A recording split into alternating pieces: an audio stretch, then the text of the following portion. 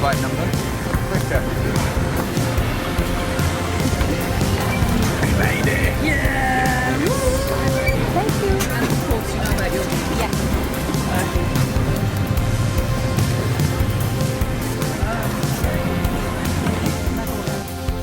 He is arguably the most famous person in history. Over 2 billion people claim to follow him. That's 1/3 of the world's population.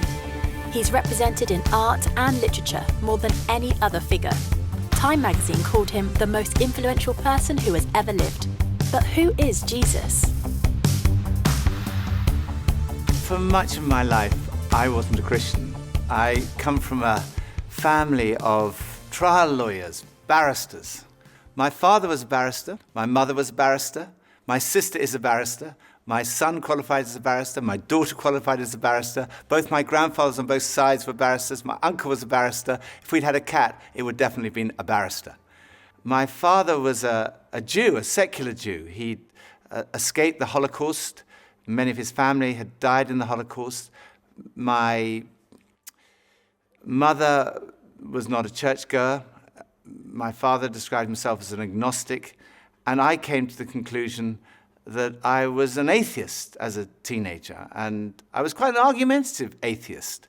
Not that I was out to convert people to atheism, but if anyone tried to convert me to Christianity, then I had a lot to say on the subject. And I was quite suspicious of Christians. I'd come across one or two of them in my gap year, and they had these smiles, which I found deeply suspicious. And in my first year at university, I had a room next door to my great friend, Nicky Lee. And I warned him against these Christians. I said, don't let them into your room, whatever you do. But it was too late. He'd met some, and one time he and his then girlfriend, now his wife, Scylla, came back and they said that they had become Christians. I was horrified. I mean, they were such lovely people. I thought, how can I help them? I really didn't know anything about it, so I thought I better investigate. So I managed to find this old Bible, and that night I started reading it. I started beginning of the New Testament. I read Matthew's Gospel, Mark, Luke. I got about halfway through John's Gospel, about 3 in the morning. I fell asleep. Following day, I carried on reading. All that day, all the next day, all the day afterwards. I was a student, so I didn't have any work to do. And when I got to the end of the New Testament, I came to the conclusion, it's true. You can't prove Christianity mathematically. You can't prove it scientifically. Science is obviously very important, but science answers a different set of questions. Science answers the questions, when and how did this world come into being? But it can't answer the question, who and why. Supposing I had a cake here, which I've made, and I give it to a scientist. The scientist will be able to answer the question, how it was made. They may be able to tell you when it was made, but only I can tell you who made it and why I made it. Only the creator of the cake can do that. Only I can tell you, I made that cake, and I can tell you why I made that cake. And it's the same with this universe. Only the creator can reveal who made this world and why he made it. And the claim of Christianity is that he has done that. The Creator has revealed himself.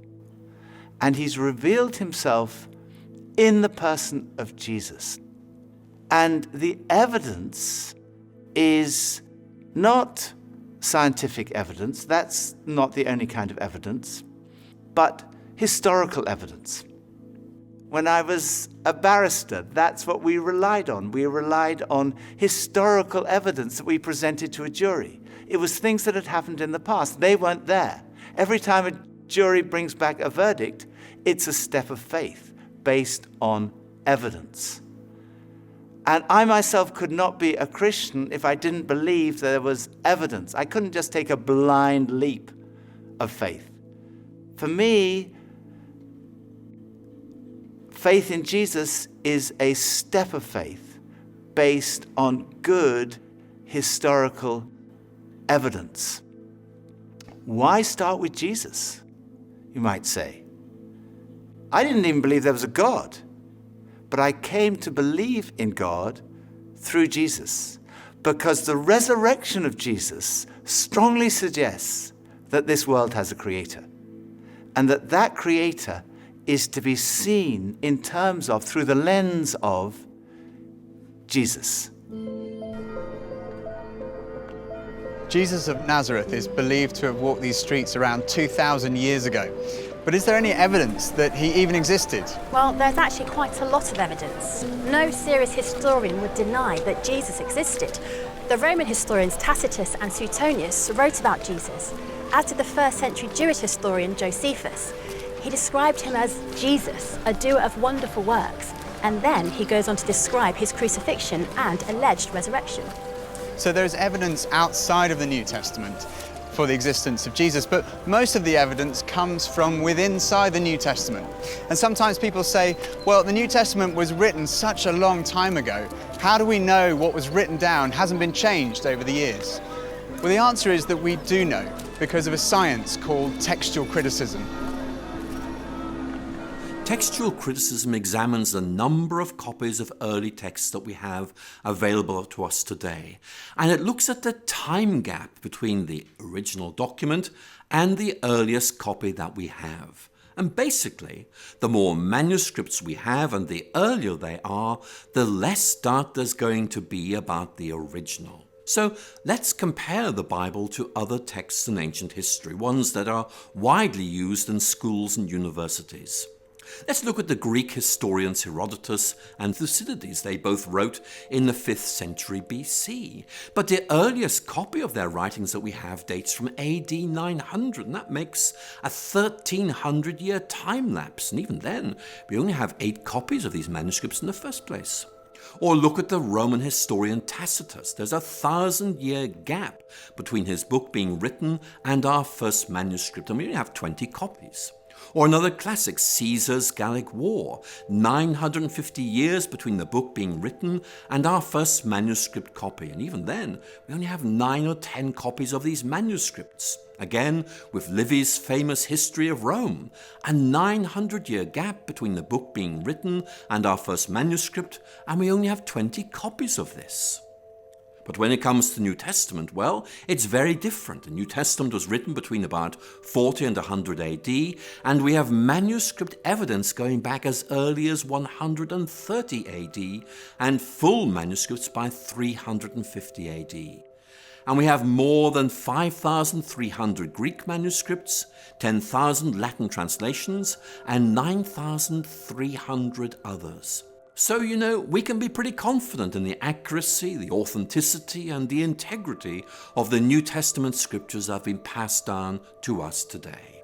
The remarkable thing about the Bible is there's such a short chronological distance between the events being described and our first manuscripts. So in many ways, the Bible scholars are in a very fortunate position of being able to check these things out and finding that they are much more reliable than, for example, some of the alternatives you're looking at.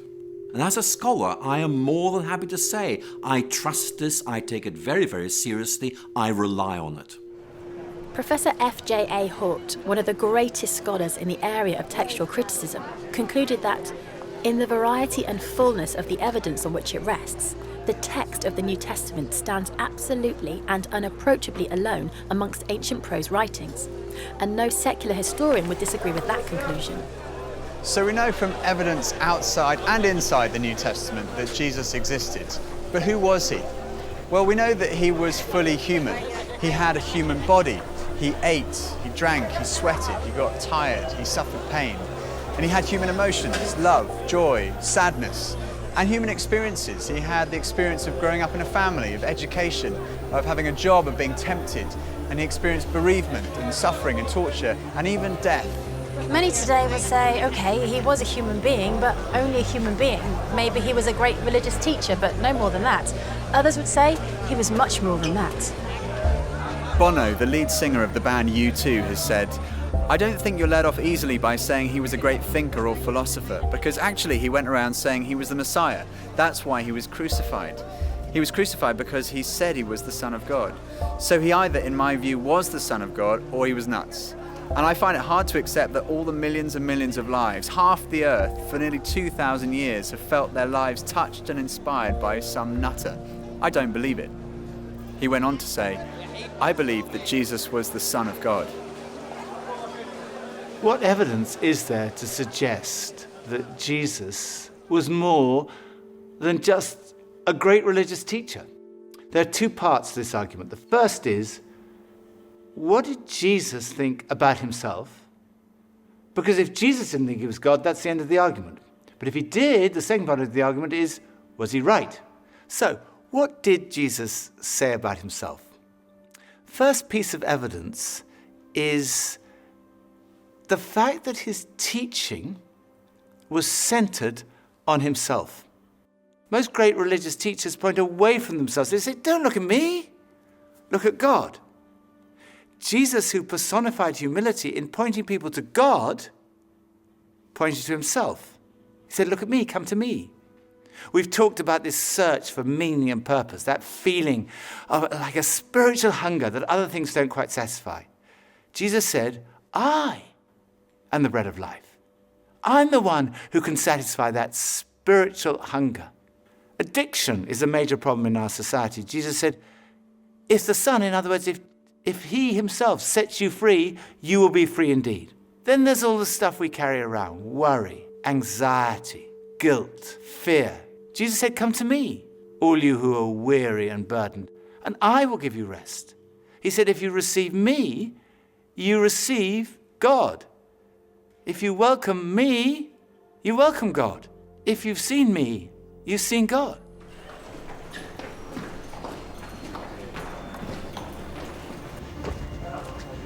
Forgiveness is right at the heart of Christianity. Jesus went up to people and said, your sins are forgiven.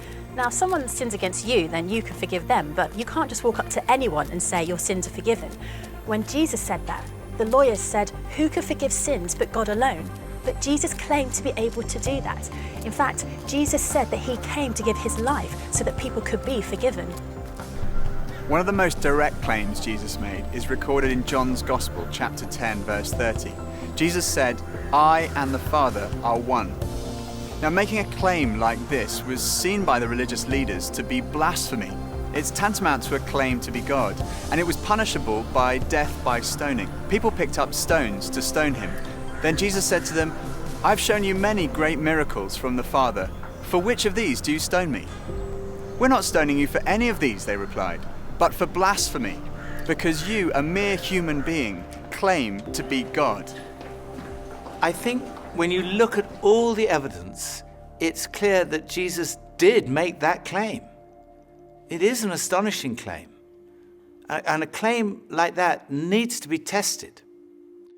If you think about it, there are only three possibilities. It was not true, and Jesus knew perfectly well it wasn't true, in which case he was a fraud.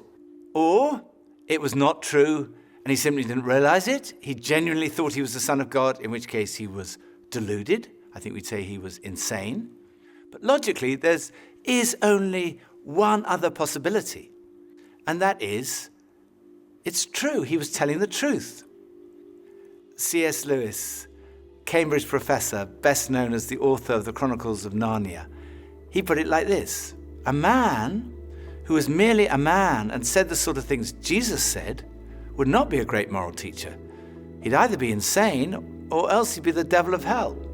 You must make your choice. Either this man was and is the Son of God, or else insane or something worse. But let's not come up with any patronizing nonsense about his being a great human teacher. He hasn't left that open to us. He didn't intend to.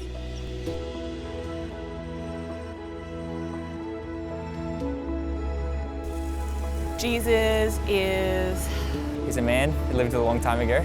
Some people didn't think he was a real person. He's a carpenter. It's a nice story.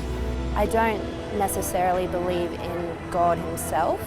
He's pretty much like Superman. Yeah, he can make water become wine. I mean, he may not have been black, but he ain't white. He can't be in the desert like that. I had a good mate of mine. He was like, oh, how's that imaginary friend of yours? I was like, oh, yeah, he's doing well.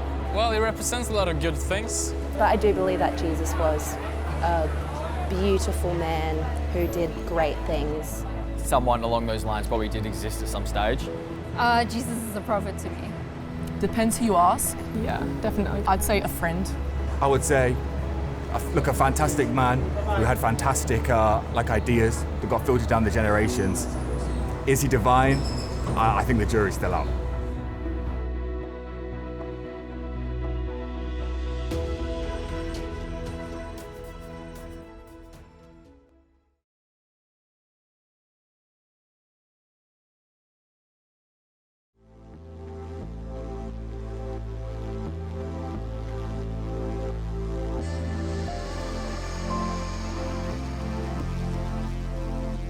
So was Jesus right in what he said about himself? What evidence is there to support his claims? Well, the first piece of evidence is his teaching. Much of the New Testament records numerous occasions where crowds gather to hear Jesus teach. And on one occasion, on a mountain like this, more than 5,000 people gathered to listen to the teaching of Jesus.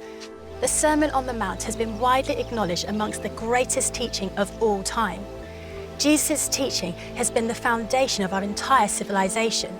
Many of our laws were originally founded on Jesus' teaching.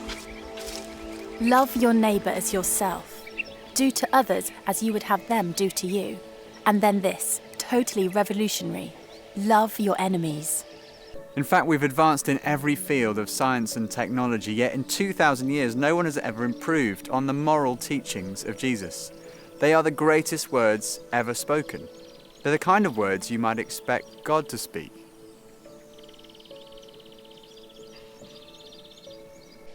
Another thing that marked Jesus' life was his love for the marginalised, feeding the hungry, healing the sick. His character has impressed millions who wouldn't call themselves Christians. Time magazine called him the most persistent symbol of purity, selflessness and love in the history of Western humanity. He was a person in whom even his enemies could find no fault, and whose friends said that he was without sin. It's been said that our character is truly tested when we're under pressure or in pain. And when Jesus was being tortured, he said, "Father, forgive them, for they do not know what they're doing." Another piece of evidence is his fulfillment of Old Testament prophecy. No one else in history has had a whole collection of books written about them before they were born. Jesus fulfilled over 300 Old Testament prophecies, 29 of them in a single day. Of course, it could be suggested he was a kind of clever con man who set out deliberately to deceive people. He read all these prophecies and he thought, right, I'm going to go through and I'm going to fulfill them all in my life. The difficulty with that theory is that, first of all, the sheer number of them. And then the fact that, humanly speaking, he had no control over many of these things. There were prophecies about the exact manner of his death, about the place of his burial, even about the place of his birth. Clever con man would be going around and say, oh my goodness, I'm supposed to be born in Bethlehem. It's too late. Then the final piece of evidence, his conquest of death. The physical resurrection of Jesus is the cornerstone of Christianity. And this is relevant to every single one of us because we're all going to die. It's the ultimate statistic. 1 in 1 die. You go to a funeral. The coffin is lowered into the ground. It looks absolutely final. And it is. Unless Jesus died and was buried and then was raised to life. In which case, death has been conquered. But is this just wishful thinking?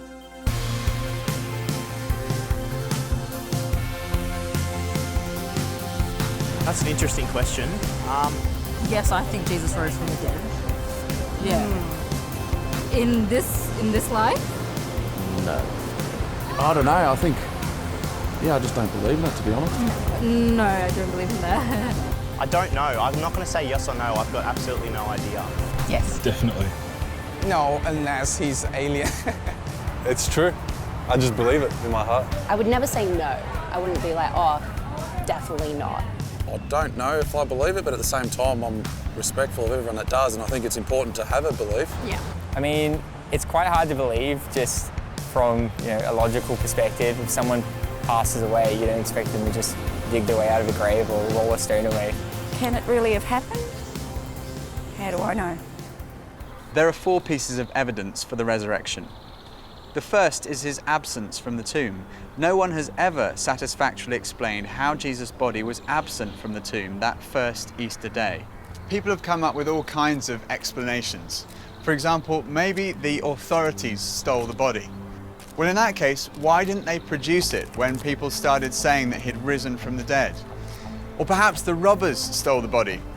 But when the disciples heard that Jesus had been seen, they ran to the tomb, and they found that the tomb was not empty. Inside the tomb were the grave clothes that Jesus had been wrapped in. The only valuable thing that a robber might have taken was still there. The grave clothes had collapsed like a caterpillar's cocoon when a butterfly has emerged. And the piece that had been around Jesus' head had been folded up and put in a different place. And when they saw that, they believed. The second was his presence with the disciples. Jesus was seen on more than 11 occasions, on one occasion by a group of around 500 people. People say, well, it could have been a hallucination. Well, hallucination does happen among highly strung, very nervous or highly imaginative people, or people who are sick or on drugs. But the disciples don't fit any of those categories. They were cynics like Thomas. There were tough fishermen, there were tax collectors, and tax collectors do not hallucinate. The third piece of evidence is the transformation that we see in the disciples. Here was a group of people who were disillusioned, despairing that their leader had died, and then suddenly they were transformed. They started saying, we've seen Jesus, he's really alive. And they went around telling everybody. Later on, practically all of them were killed, crucified, tortured, beheaded because of what they believed. And if they were deceiving people, all they had to do was say, no, it's not actually true. But they never said that because they knew it was true. It had totally transformed their lives. And as a result, this extraordinary movement swept around the whole known world. And it's a movement without precedent in the history of humanity. And fourth, it's still happening today. There are now over 2.3 billion Christians around the world, of every ethnicity, continent, nationality, economic, social and intellectual background. They all speak of this encounter with the risen Jesus Christ.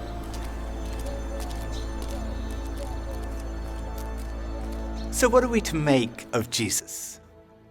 It seems to me clear that Jesus really did claim to be a man whose identity was God.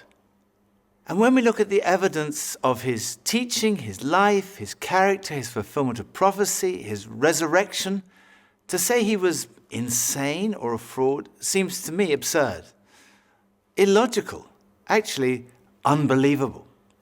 On the other hand, it provides the strongest possible supporting evidence that what Jesus said about himself was true. And when I looked at the evidence, when I read the New Testament, I came to the conclusion, it is true. I didn't want to become a Christian because I thought if I became a Christian, life would be totally miserable from that moment onwards. So I tried to put it off. I thought I'll put off becoming a Christian to my deathbed. And then I realized that would not be intellectually honest. So very reluctantly, I kind of said, okay. Yes. And at that moment, I can still remember that moment so clearly. It dropped from here, from my head, being convinced it was true, to here in my heart, having an experience of a relationship with Jesus. And finding what, I guess looking back, unconsciously, I'd been searching for all my life. Something that provided ultimate meaning and purpose to my life. It was the very last place on earth that I expected to find it. But at that moment, I found that what Jesus said was true. Jesus said, I have come that you might have life and life in all its fullness. It really is true that God has revealed himself in Jesus. Jesus really is who he claimed to be. Jesus really did rise from the dead. There is hope beyond this life. There is hope for this life. Right now, in this life, in an encounter with Jesus, we find life and life in all its fullness.